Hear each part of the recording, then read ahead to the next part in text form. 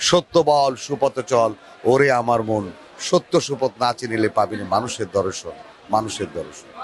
ফকির লালন সাহেবের এই তীর্থভূমি সেউড়িয়ার আকড়াবাড়িতে ফকির লালন সাহেবের 135তম তিরোধান দিবস উপলক্ষে যে মহতী সাধুসংঘ, সেটি সন্ধ্যার গুরুকার্য দিয়ে শুরু হলো। এই সাধুসংঘ 135 বছর যাবৎ লালন শাহর শিষ্য প্রশিষ্য হয়ে লালন প্রেমী অনুরাগী প্রত্যেকেই হৃদয়ে লালনকে লালন করেন।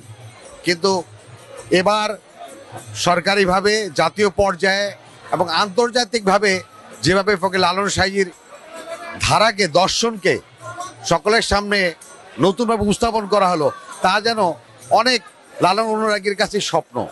সেই স্বপ্নের বাস্তবায়নে আজ তারা এসে দেখছে মুখরিত চারপাশ, আলোকিত মানুষের আলোক ছটা, এবং সাদা মনের মানুষের মধ্যে যে দর্শনটুকু আছে সে দর্শনটুকু যেন সবাই মুঠোবন্দি করে নিতে চায় নিজ ঘরে বা নিজ আলোয়।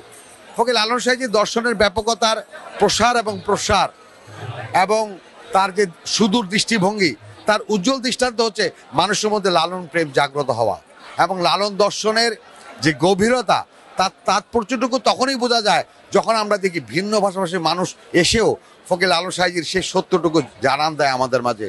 সত্য বল সুপথে চল ওরে আমার মন, সত্য সুপথ না চিনিলে পাবিনি মানুষের দর্শন, মানুষের দর্শন।